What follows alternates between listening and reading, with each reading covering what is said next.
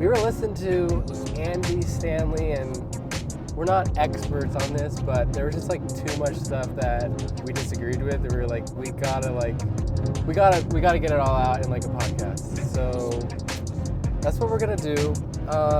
We don't have anything like against Andy Stanley. It's just he's the main one that pushes this whole concept of, he literally wrote a book called Not in It to Win It, kind of how politics should not be in the church at all, and just how that's all wrong.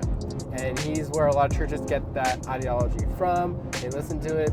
So we're just gonna be citing him for a lot of the stuff that is wrong with the ideology. So, but Nicole, you actually went to his church, didn't you? Yes, so I grew up in Georgia, and the main church I went to was not Andy Stanley's church. I went to a smaller church, but my dad went to Andy Stanley's church, and so I would go there when I was staying with my dad occasionally. Probably once a month I would go there. So I had experience there, but it wasn't like my home church. But my whole little community town area that I grew up in was completely built upon that church. So in the Bible Belt, kind of the way it works for a lot of people is almost everyone either is their family is Christian or they're Christian, but they have very surface level understandings of what that means. So it's a lot different, I think, from my experience. The group of people who say they're Christian in the Bible Belt is way different than people who say they're Christian on the West Coast, that I've noticed. And I think part of that is because of churches like Andy Stanley's church, where they make such a big deal about getting people in the door, coming to church. That's the only thing they're focused on, is getting people into church, but they don't ever go beyond that. So all of these people who are going to Andy Stanley's church, they don't really go beyond that surface level understanding of the Bible, which is the problem that I've noticed from the Bible Belt. And it became even more apparent when I came over here to the West Coast. So that's my experience with Andy Stanley. Yeah, and then so Georgia was pretty close or open. How was it during the COVID? Georgia was a pretty open state. Well, so Georgia kind of shut down a little bit, but we never had any super strict restrictions. Georgia was one of the significantly more open states. Our schools opened before the church. Everything opened before the church. But that was by choice by the church, right? Yes. So almost all of the churches in Georgia stayed shut down. Almost all of them. I could not tell you a single church that really stayed firm and try and have in-person services. And it was not mandated. So none of these churches were having to do that. I think there might have been a point actually where it was mandated, but way beyond that, these churches stayed closed. So that was interesting because we were in one of the more open states. So the fact that they were still caving into that pressure, but it's the opposite of Isaac's experience. Because I was in Southern California, and in California, you had strip clubs and liquor stores. They were allowed to be open. They were essential, but the church was deemed non-essential. So only essential businesses could be open, and so the church couldn't be open. Or eventually when they did, they would put the most heavy restrictions. Our governor tried to literally say you cannot sing in church. You have to wear a mask, but you also can't sing in church.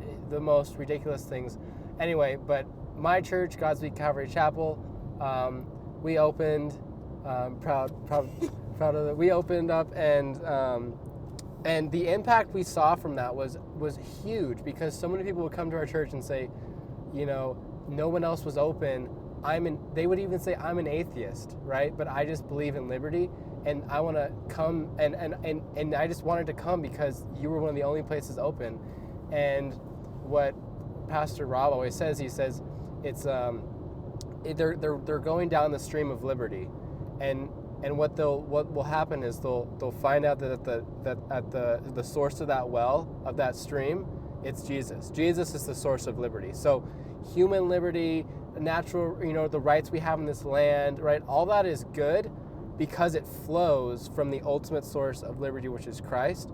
And so we saw so many people get impacted by that as they came. because we were open. Obviously, we had a lot of people tons of people hated us because we were open and said we were killing grandma, we were super spreaders. But we were one of the only churches open. Almost everyone around us didn't like us, or at least was closed and didn't agree with us, or they agreed with us but they were too afraid to speak out. It was one of those three things, I'd say. Yeah, so we had almost opposite experiences of that, even though our states handled it totally reversed, so it was kind of a weird dynamic. So when Isaac and I met, we were talking about some of our church experiences, and I remember talking about Andy Stanley's church. I didn't say Andy Stanley is the pastor because I didn't know that Isaac would know Andy Stanley. I didn't know how many people knew him over here, but I would just always talk about the church and some of the things it did that frustrated me, like their apathy. And the entire time she was talking about that, I was thinking, man, that sounds a lot like Andy Stanley. Wow, that sounds exact. Man, her church is just like Andy Stanley's. So he would tell me about this mega church that did stuff, and I was like, wow, that sounds just like the church I went to. And for some reason, we just didn't really piece it together. I don't know how long it took. So we were texting one day, and you were on an airplane. No, you were on an airplane. Wait. Oh, yeah. I was on an airplane, and I was texting, and then we were somehow talking about it, and you said, "Oh, you said the pastor even made a book," and you sent the book image, but since I was on like the plane Wi-Fi, like it wouldn't like load the image, and as you were sending that, I literally said, what was the name of the pastor? And I typed in Andy Stanley, and then you typed in Andy Stanley, and it delivered like right, like as mine delivered, and I was just sitting there in the plane like, literally, I was like screaming. I was like, what? And then I felt kind of weird for never having noticed before, or like never making the connection before. So looking back, it was so obvious. I don't know how we didn't make like. Well, because I knew he was in Atlanta, but for some reason I forgot that was Georgia.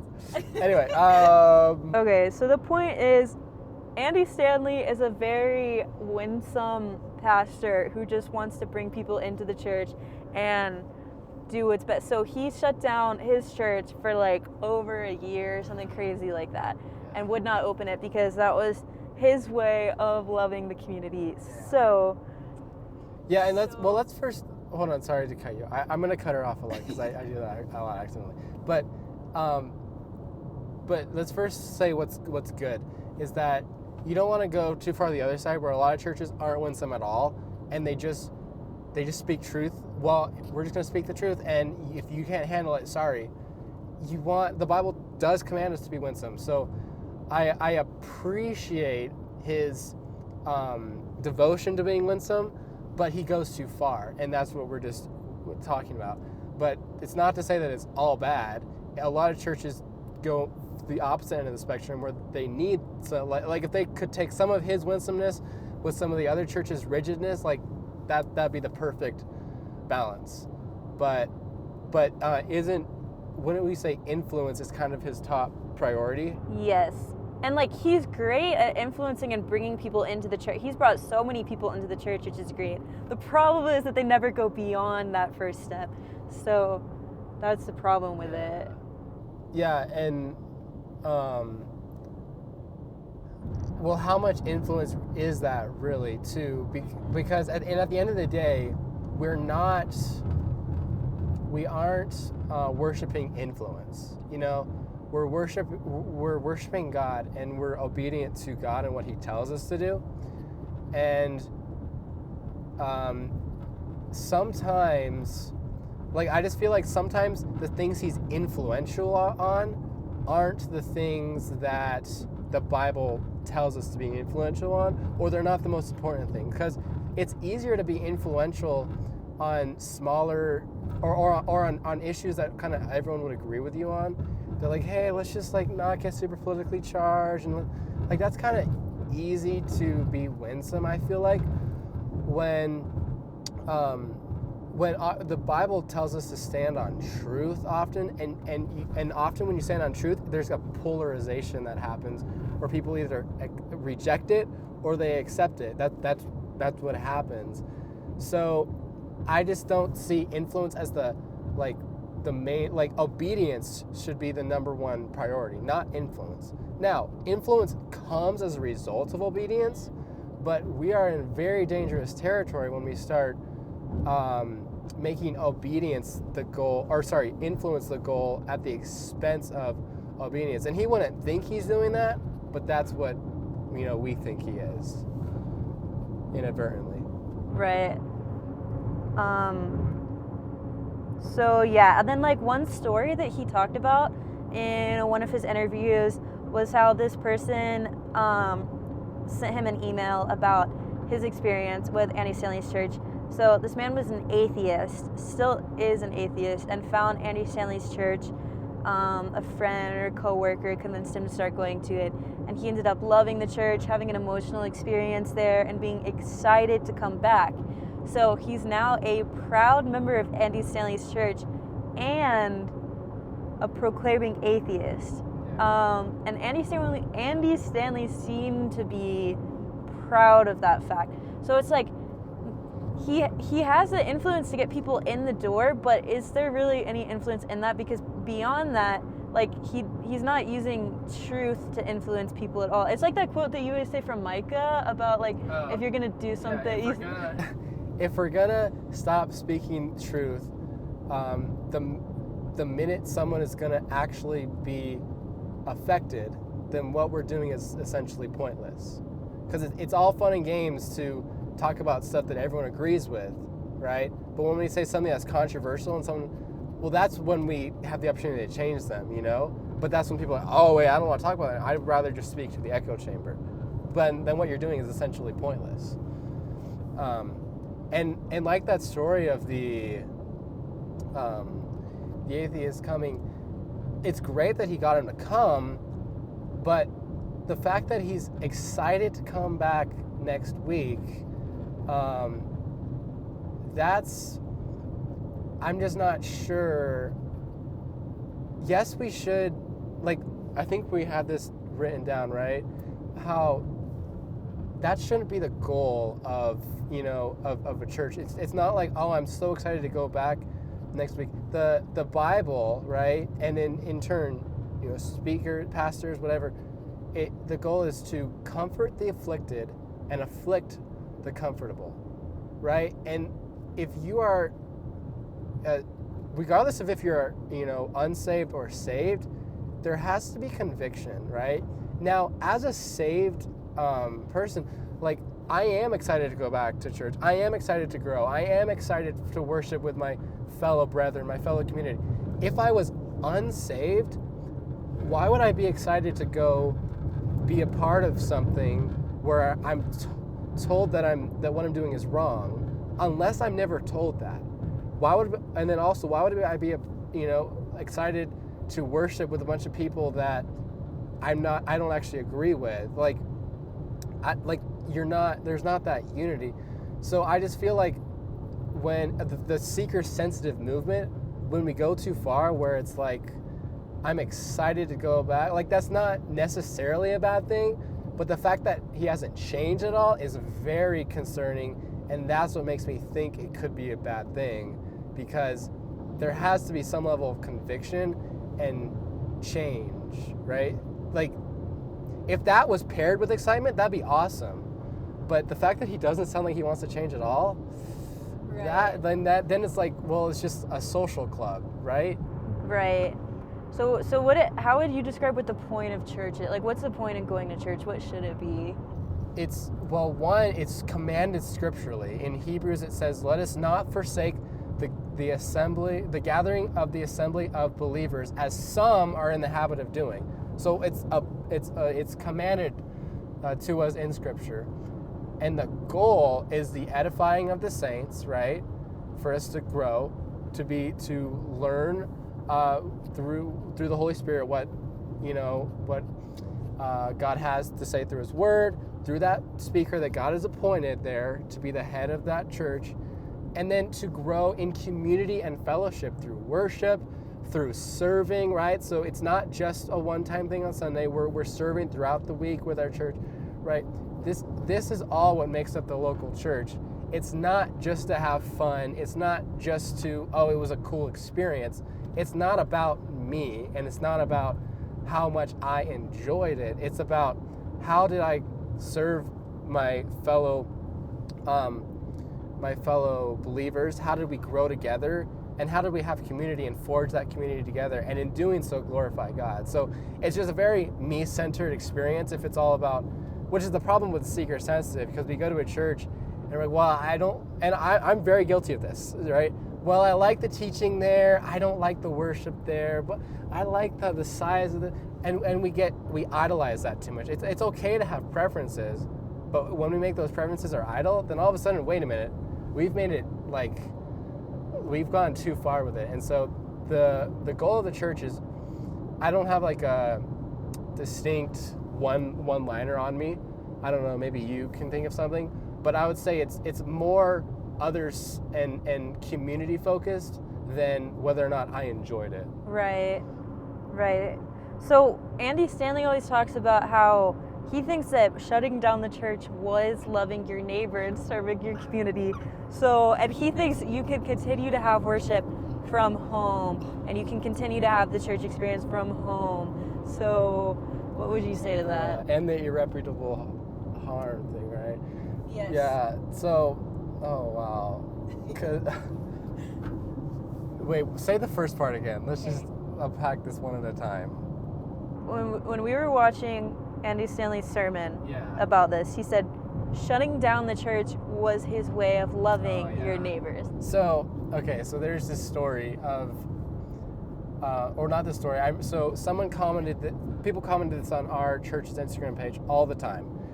You know, how you're not loving your neighbor. That was the biggest accusation we got. And I remember one time, Pastor Micah responded to someone, and it might have been his wife, but whatever, both of them, they were responding to someone on Instagram, and they were accusing us of that, and they said, you know, a person showed up at our, it was a Hispanic woman, showed up at our door, begging us for work, saying that no one would let her come in the house to clean the home because of COVID, right?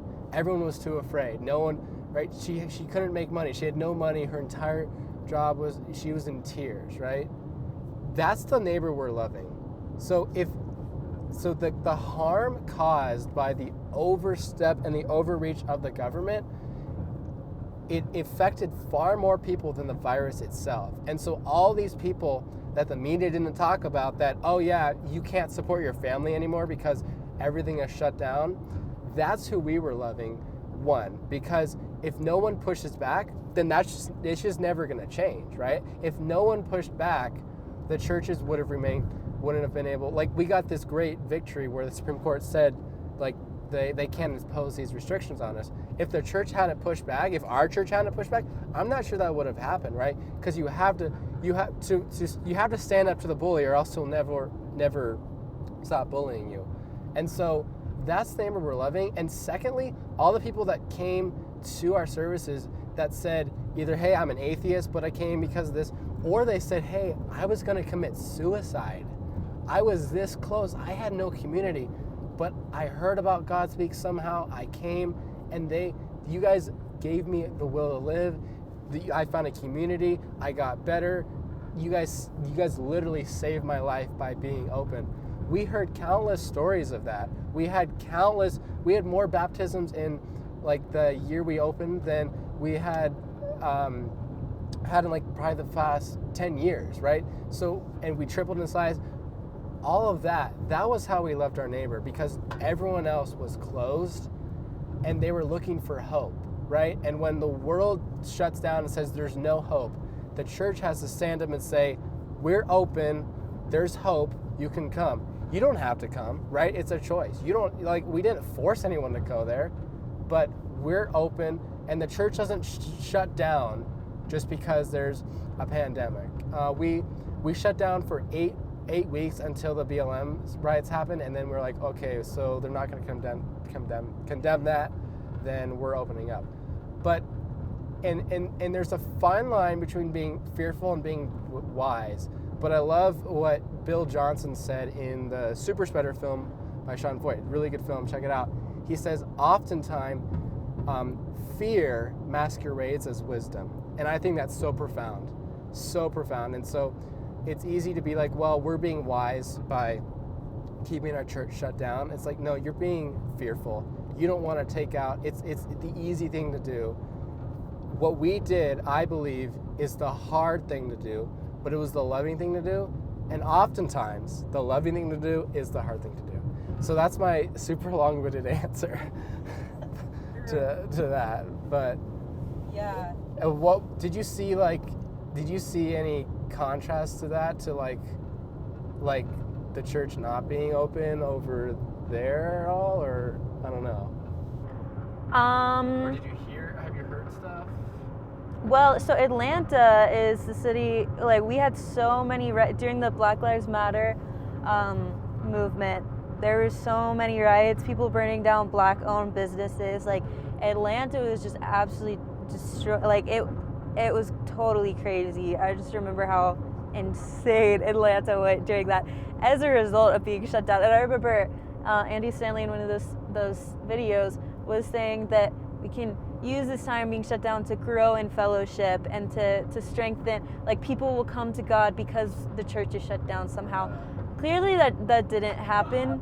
I think the problems we saw as a whole in a state throughout Georgia and California were probably similar because California was so extreme to one end. So it's kind of hard to say with certainty because it still seemed that way. But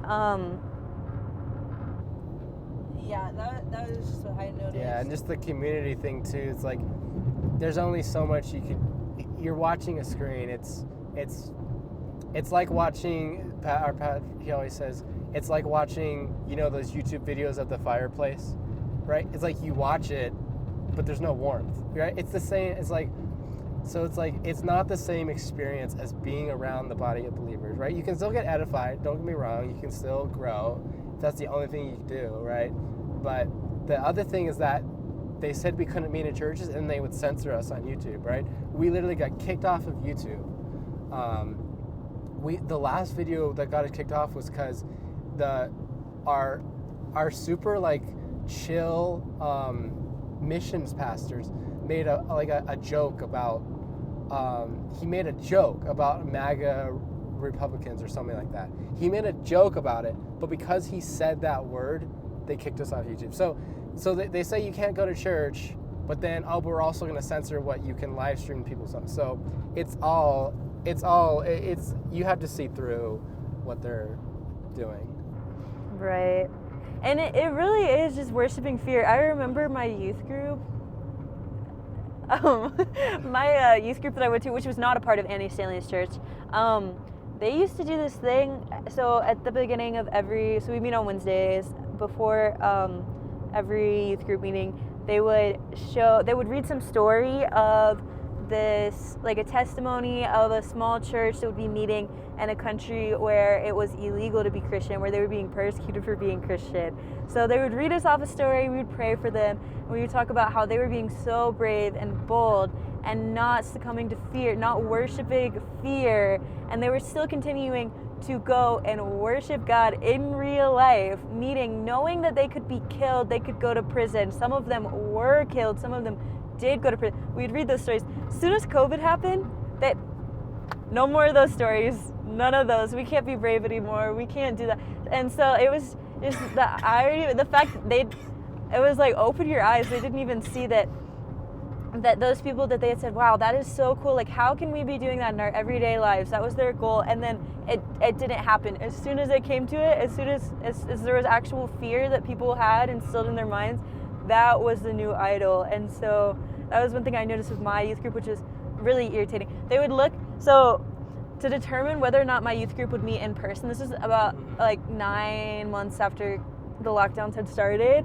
they would look at some COVID tracker website, and if we were in the red zone, we wouldn't meet that week. If we were in like a blue, I don't even remember how it worked, then we would meet in person. Like that is literally, you are making your guidelines based on fear. You're not saying anything about how you can serve and honor God, how you can serve the community, how you can love others. You're literally looking at a website that is going to determine your fear level and using that fear level to say yes or no to going to church. That is literally idolization of something. So that was one thing I noticed with by churches critique. And the youth group size dropped significantly. It was a pretty small youth group. There were maybe like 25 of us. Towards the end, it was like 5 people would go. Like, so. And it was the exact opposite for us. We had 5 people, and then at the end we had 45. Yeah, and so this whole their thing about they want influence, and so they're trying to look like the world. They're trying to conform to the world, thinking they're going to gain influence, but that's actually causing them to lose influence. Truth is what is going to ultimately gain them influence. Standing out and being set apart is what's going to get influence, not becoming the rest of the world. Like, what is the point in going to church if church is just like the rest of the world? You don't even need church at that point. So. Exactly. And one little other thing is Andy talks about how, well, we shouldn't be so concerned. A lot of churches talk about we shouldn't be so concerned with our rights, like our right to gather. He said our right to have our little 1 hour of enjoyment every week. That's what he literally said in a sermon. First of all, we already just talked on the enjoyment part, but the other thing is what people don't understand is that it's not just that. There's something a lot deeper here, is that people that have come from communist countries, from places, Russia, Ukraine, Germany, we know people. Joseph Bondarenko, look him up, and he says, you know what? I believe he's from Ukraine, and he says, or maybe it was Russia, but he says what's happening in America is the same exact thing that happened there, right? And he fled to America because of how he was in jail for a year, right? He fled because of how bad it was. He said it starts off small. It starts off with little compromises. Okay, we won't meet. Okay, we'll wear the mask. Or okay, we'll do this. You give up a little bit of your rights, and slowly, you wake up one day, and you wonder why the church has lost influence, because you gave up all your influence at the sake of thinking you were gaining it. Right? It's a very smart strategy, and so many churches get duped by it. But it's really, really sad. So this is a quote from Andy Stanley's book, Not In It to Win It. He's talking about cancel culture and how he thinks that his church was canceled during the pandemic because people wanted to stop going there since he wouldn't open up. So he says, I suppose there are good reasons to cancel a church, but the decision to close buildings full of recirculated air during a pandemic is not one of them. But I just think when you reduce church to that, so he's reducing church and worship to buildings full of recirculated air. That's literally what he's reducing it to. So yeah, and even if you want to do that, you could, there's other things you could have done. I know a lot of churches did outside church, they did social distance church, just to shut down immediately. That almost just seems like the easy thing to do. It's a lot more work to endeavor to. At least if you're too afraid and you don't want to fully open up, at least have something. But we're gonna shut down for over a year, on and on every few yeah. The last thing I would just say on this whole influence thing is Matthew 5 says, "You are the salt of the earth, but what good is salt if it has lost its flavor? Can you make it salty again? It will be thrown out and trampled underfoot as worthless. You are the light of the world, like a city on a hilltop that cannot be hidden." Yeah, and so Jesus is telling us we're the salt of the earth and the light of the world. What does that mean? Well, in those times, we've probably all heard, a lot of us heard that, well, salt was a commodity. It's how the Romans got paid. They got paid their wages in salt because that was how they preserved meat. It was a preservative, okay? And then when it was useless, it got thrown up. They even used it, many believe they used it on their roofs, to build the roofs. And then people used to walk on roofs, so it would get trampled under. When it was no longer worthwhile as preservative, it got thrown up there, trampled underfoot. So that's the preservative thing, right? It's not talking about flavor or tasting. No. It was a preservative. That's what he means by that. And then light of the world, obviously that's pretty obvious. Where to be light. So what does salt do? It preserves. So when we fight for conservative culture, or when we fight for conservative values, we preserve culture as it was intended to be. And then when we are the light of the world, what does light do? It pushes back darkness. And so when we are the light of the world, we push back the darkness that always surrounds us. That's what we do as Christians when we engage in politics, when we engage in it from the church. We are living out Jesus' very words to us. Because, and Nicole said this earlier, if the church doesn't speak, it wasn't on camera, but she said, if the church doesn't speak up on these issues, who's going to, right? If the church doesn't use their voice, who can we expect to speak on it? And Sean Floyd even talks about this. He says, if we don't disciple our members on this, then we're giving them over to be discipled by the world. So the world is going to disciple them on these political issues instead of the very people that God has given in authority that should be teaching them. And so that's why we are fulfilling Jesus' words when we engage in politics in the church, because we're pushing back darkness and we're preserving it. And we could go on, then we could, like, I'm not saying that you have to be conservative after that. I believe that you have to be, but that would be a whole different topic then of like, well, which party aligns more with that? But the fact of the matter is we have to do that. And the way we do that, one of the ways we do that is through politics. And so then we just have to figure out which party can do that best at this time period. Great. So the next thing we're going to talk about is division. So Andy Stanley is very against division. I think in his book he says, like, the little thing on the cover says, why choosing sidelines the church. What would you say to that? Well, he says division is a choice, or division is inevitable, disunity is a choice, or something like that.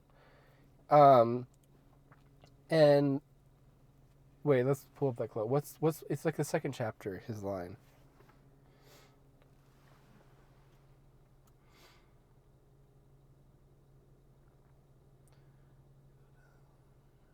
Difference is inevitable, division is okay. His line is, difference is inevitable, division is a choice.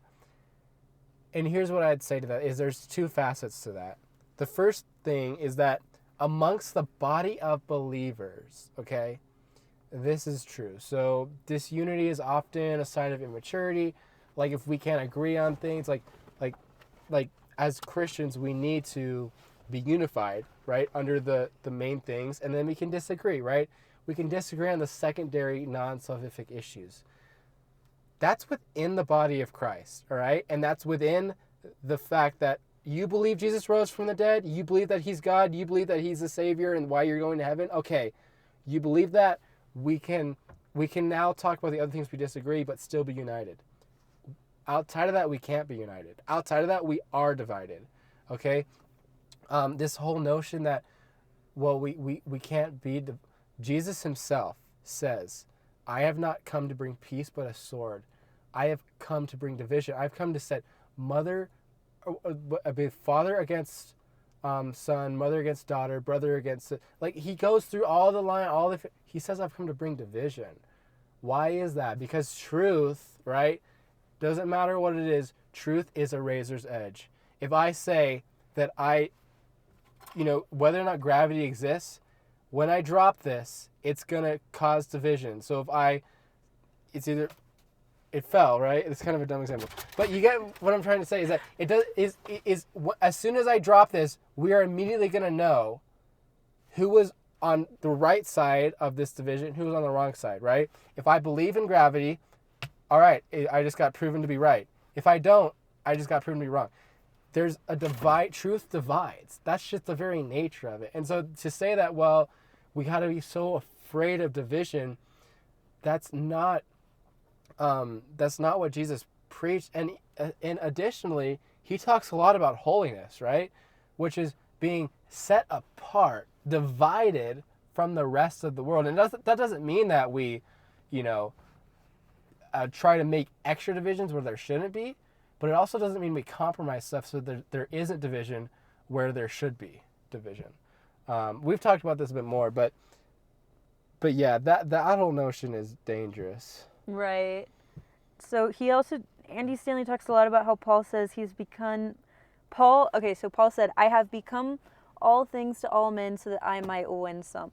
So Andy Stanley and other pastors who hold this view say like things like how they can kind of like cater to the beliefs of people who might be outside of the church, like cater to that mission field. So what do you think about that? Well, I know people like very sacred sensitive churches love this verse. I can think of churches in California that love that verse, right? And there's a line, right? I'm not going to become all things to all men. For example, if I'm witnessing to someone and they were threatening Nicole, right? And they were like, I'm going to, I don't know, attack her, right? I'm not going to become all things to all men and just be like, well, I don't want to do anything to defend her because that might ruin my chance to witness to her. No. I defend her, right? Because that takes precedence over my... And so, for example, right now, the biggest political issue of the day is abortion, right? And we're going to get into that next. That's the biggest political issue of the day. And so to say that, well, no, just be winsome, don't talk about that, it's like, I can't be winsome to someone that's dead. And abortion is killing people in the womb. So my winsomeness with this person voting to kill that child, it killed a child, but maybe, like there's limits. I think the point of what Paul is saying, he's not saying to compromise on truth, right? But our tone, our attitude, the way we act in certain situations can change and vary, but never at the compromise or slaughter of truth. That's a very dangerous theology. I guess I would say, like, how far are you willing to go with that? I don't know if it's the best thing, but like, would Andy Stanley act homosexual to try and get to have influence there and or to be winsome in that? Like how far are we willing to compromise to be winsome? Because that would be being all things to all men. Like, you become just like them. There's a line, and he's definitely too far gone the wrong side, I would say. Did you have anything I missed on that? I don't think so. That kind of covered. Wait, I feel like there's something I was gonna say. Like abortion, same thing with slavery, right? You wouldn't say I want to become all things to all men, so I'm not gonna tell the slave owner that, I'm not gonna tell him that God, I'm not gonna tell the slave owner that God wouldn't want him to own a slave, because that might be offensive to him, right? Like he might not want to hear the gospel anymore. No, I can preach the gospel, and I can also tell him that, hey, what you're doing is morally wrong. You should not, under any circumstance, hold a slave. And they love to use the verse that says, well, we only should judge people inside the church, not those outside the church. But when people outside the church are committing great crimes against other victim classes, the Bible says, it says in Proverbs, speak up for those who can't speak up for themselves. So actually, we are called to stand up for them and judge if it's at the expense of other people's lives, right? Mm-hmm. When slaves were being brutally treated, right?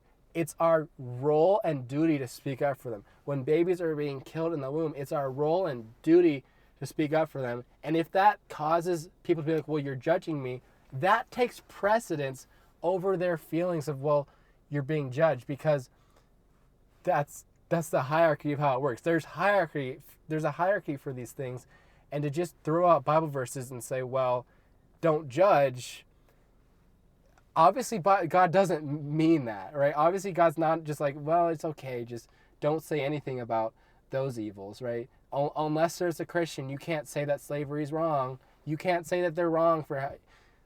God clearly, like, that would be crazy if that was what God was saying, but that's what their theology is. Right. Yeah, and like, how are Christians supposed to be holy and set apart if you look exactly like the rest of the world? Like, I just don't understand that. And so then like. Bro, I need to take a break. I was kidding. Wait, I just need to take this off.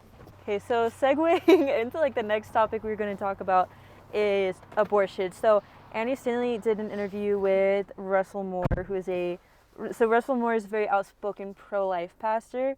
Andy Stanley also claims to be pro-life. However, he said in this interview that he thinks it is a principle of Christian living not to ever mention anything about abortion because of who is in the audience. And so then Andy Stanley said one thing in a different video about how Martin Luther King Jr. stood in the middle, which is very far from the truth. So I think what Andy Stanley meant by that was that, so Martin Luther King Jr., he obviously didn't go to the extreme that some people in the civil rights movement, like he stayed nonviolent. So to that sense, you could say he stayed in the middle, but that was not staying in the middle. That was not staying apathetic. And so Martin Luther King Jr. wrote a letter in a Birmingham jail. So he was arrested for one of his peaceful protests. And so he wrote a letter to some white pastors in Birmingham saying that the greatest enemy to the civil rights movement were the apathetic white Christian. Those were the greatest enemy to it, because if the church wasn't, he said he expected that the church would help fix this injustice, but if the church wasn't doing it, who was going to do it? And so he wrote about that. Maybe I can pull that up really fast. Yeah, pull it up. It's a really good one. And so that applies exactly to this, because now we're looking at the current greatest injustice of our lifetime, which is abortion. And these churches are saying that's not something that is their right to speak on. They just need to speak on the gospel. Like, taking these social issues totally takes away, like, people are going to be offended by it, when in reality they're hurting people. Because obviously not talking about abortion is going to lead to the death of children, but two, they're also hurting the women in that too, the women who have had abortion. CareNet did a study in 2017, and they said something like 60 or 70%, I don't remember the exact statistic, of women who go to the church who have had abortions do not believe that God's grace expands them. So they think they are unredeemable. These are women who are actively going to church who have had abortions and think that they are completely unredeemable because they have had an abortion. And the reason why is not because churches are saying that abortion is such a horrible sin and calling. The reason is because they're not saying that, because churches are never talking about it.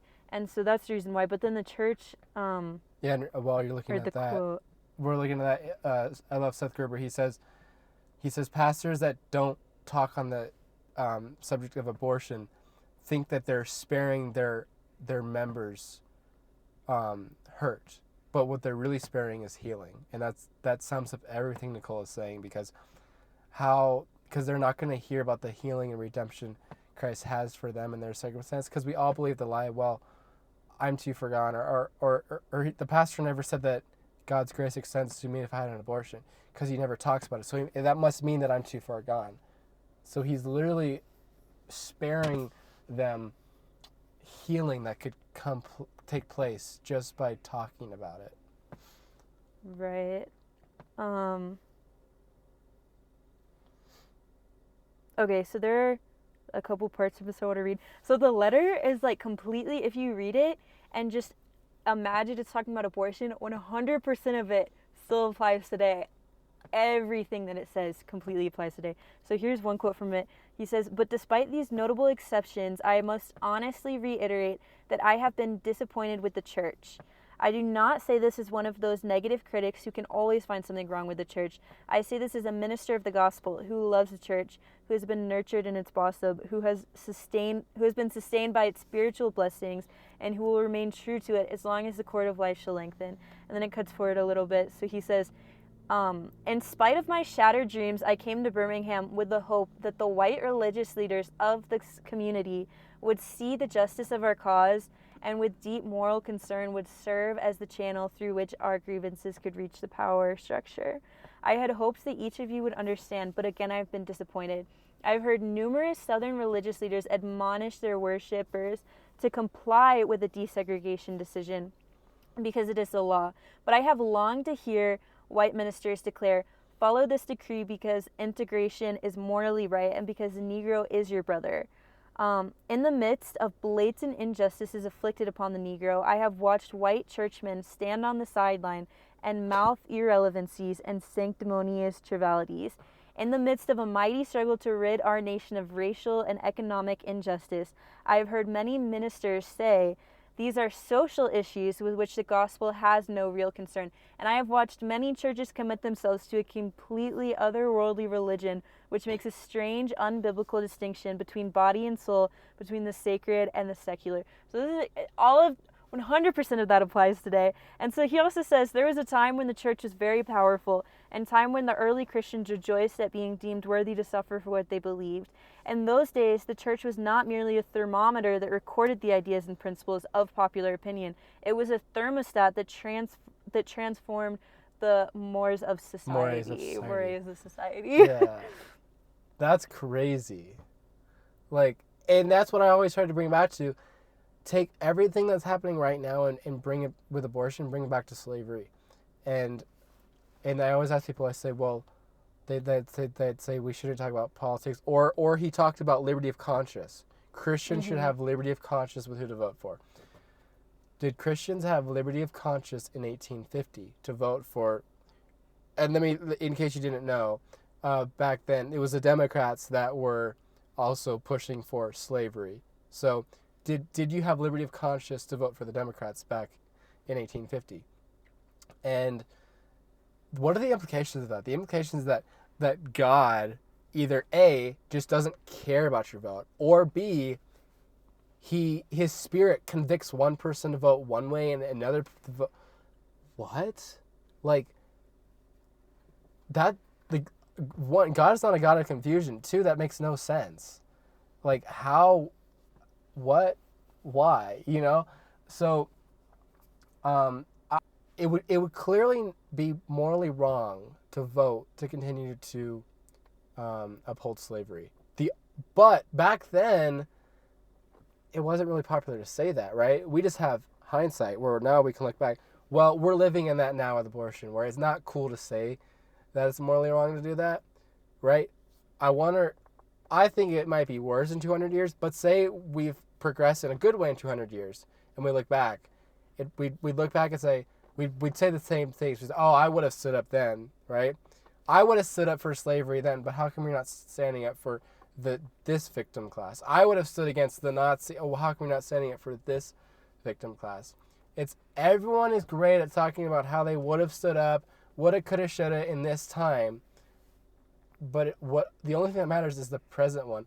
I forgot if it was Martin Luther King or if it might have been Bonhoeffer or maybe someone else. But it says, if the church professes every little thing of truth except for that one that is very hotly contested at the present time, then it is in fact quite meaningless, because where it was needed the most was to speak on the hot pressing issue of the time. And a lot of churches are great at that. Well, we talk on this issue, we talk on that. Yeah, but what about the one that our votes are really impacting, like the slaughter of innocent children, right? Well, same thing in slavery. You could talk about all these other great things, but if you weren't talking about the greatest injustice of that time, you're not, like, it's cool, I guess, that you're better than maybe some that are just preaching wrong, but you're missing out on so much. And I'm trying to think to tie it back, it's just like this whole apathy of being in the middle, and that's what God wants us, just be on the sidelines so that we don't lose influence. You literally lose influence by, his whole ideology is completely flawed. And it's really sad because the church needs to step up in the time, and people look to the church. And the last thing I'll say, and then Nicole can bring it home, is people love to say, well, I'm ruining my Christian witness. Or, for example, they'll say, I don't want to vote for Trump because that ruins my Christian witness. And Seth Gruber, check him out. I've cited him a lot today. He has this great thing where he says, well, what about the people that aren't Christians but agree that abortion is morally wrong? And they look at you and they say, how come you weren't standing up for it? How come How can you say you believe in the Bible, but you don't stand up and vote for the man that is fighting against it? How could you do that? You're ruining your Christian witness there. So maybe we shouldn't be so focused on our Christian witness, and we should be more focused on following what the Bible says. Relating that to Andy, maybe we shouldn't be so focused on, well, we might lose influence here. We might lose a little influence. If we speak on, we're calculating, if we speak on this issue, we'll lose this, but maybe we'll gain here. Why don't we not care about that? We leave that to God. Obedience is not determined by the outcome, right? We do not determine obedience by the perceived outcome, right? We determine it by what God's word says to do. So why don't we stand on what God's word says? We talk about that in church, we save lives, and we leave everything else to God. That doesn't mean we speak poorly. It doesn't mean we lose our winsomeness in the way we talk, but it doesn't mean we cancel that out or we slaughter truth just to keep our influence. Because in reality, you're losing it. You're losing it big time. Because I don't think Andy has the influence he thinks he has. I think he has got a lot of, maybe influence with, like Nicole says, getting people in. Mm-hmm. But if that's not salvation, and even if he's just getting them saved, he's not mobilizing them to go out and push back darkness like Matthew 5 commands us to be. And that's what the church is called to be. Ecclesia, the public square, go out and change the world for God's glory and God's kingdom. Yeah, that was really good. I feel like that was such a perfect ending. That was good. But yeah, no, I totally agree. And I think it all goes back to like idolizing the fear. The reason these churches aren't speaking out against it is because they're afraid of the consequences that are going to happen. They're afraid of what people might not like, or that people might not like them for saying these certain things. And so it's like with the whole churches being shut down because of fear during the COVID pandemic, it might seem like that's not really relevant anymore because almost all churches are open again now. So it might not seem like it's even worth talking about because how is that relevant? They're open now. But it's still happening. People are still worshiping fear in church. Like churches as a whole are still worshiping fear. And we see that happening with abortion, and it's only going to get worse. If fear becomes the God of church, like what is... that is like one of the most dangerous slopes that are that the church could go down. Yeah. So... And I would just say obedience. We worship God, and we worship Him through obedience. Through obedience comes the most influence. And to say that, well, I can just influence a different way, which isn't what he thinks he's doing, but unfortunately that's what I believe is happening. You're not gonna have the influence you think you have.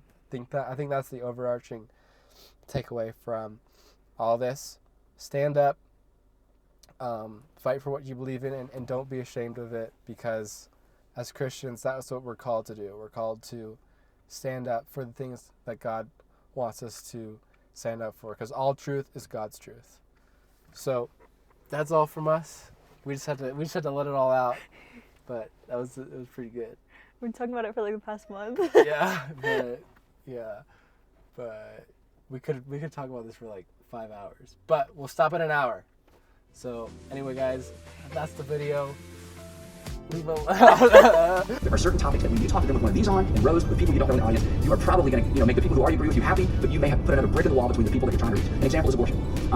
I've never preached a sermon on abortion, and I've never preached against abortion. However, because abortion is a topic, like several others, that is better handled in a circle than a row. Now, if you follow us, one of our taglines, because we are groups crazy at our churches. The best thing for us, for our churches, in fact, to be honest, the best thing for me personally, would be to open up as soon as possible. That would be a win for us. That would be a loss for our community, both in terms of what could happen and in terms of the message it sends. So we, what? As a way to say yes to those people are committing suicide, but let's keep it closed. We did not suspend services because of government pressure. There was none. And we seized the opportunities. And here's the thing. Here's what I know. If you will pray to that end, I think there's going to be some awakening by sitting inside. You know what there were? There were riots, businesses destroyed, suicides. Circles are better than rows, circles are better than rows, circles are better than rows. Abortion, and there's several letters, is an issue. So my goal as a pastor would be to get every single woman who's contemplating, every single teenager, every single woman who's dealing with the aftermath and the guilt of abortion in a circle. But in terms of when I have a room full of people that I do not know, that's a topic that I would rather move women or boyfriends into an environment where they can talk about it. We've had some fabulous stories. So that's an example of a topic that I have a firm conviction on. I've never, and anyway, so I do think there are topics. But I preach on abortion.